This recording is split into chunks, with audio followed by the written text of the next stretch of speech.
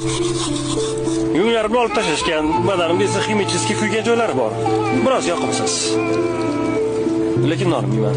Chinakam og'riq qachonki qimirlasam yokida chuqur nafas olganini sezaman. Mana hozirgidek. Men tajriba quyonchasiman. Men otam ham, onam ham, singlim ham, bolalarim ham, xullas, hammasi tajriba quyonchasi bo'lishgan. Ular hammasi o'lib ketishgan. Meni ham qismatim shu. Biz shu uchun dunyoga kelganmiz. Quyonlar uchun bu sharafli ish.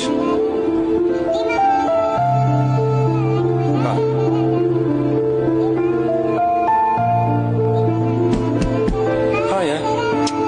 İşim boshlandi.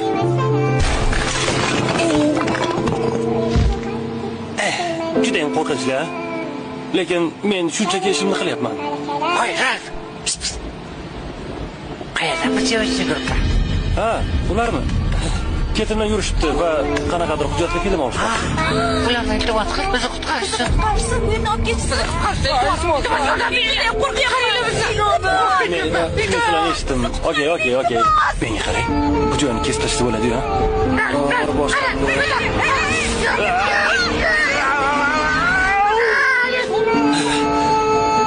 Nima demoqchi edim?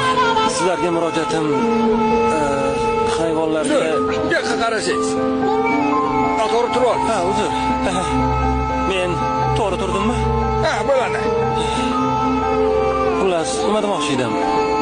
Sizlarga murojaatim hayvonlarga tajriba qilib ishlab chiqaradigan kosmetika, ko'zdagi suriladigan shampunlar, quyoshga qarshi kremlar, umuman barchasi vannangizda turgan hamma kremlar, kosmetikalar.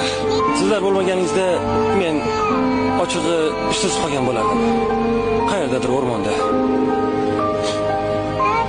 Oddiy quyondek.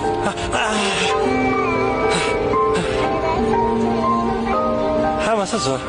Sizning chiroyingiz uchun hayvonlar ozor chekishi yoki qurbon bo'lishini bilarmidingiz?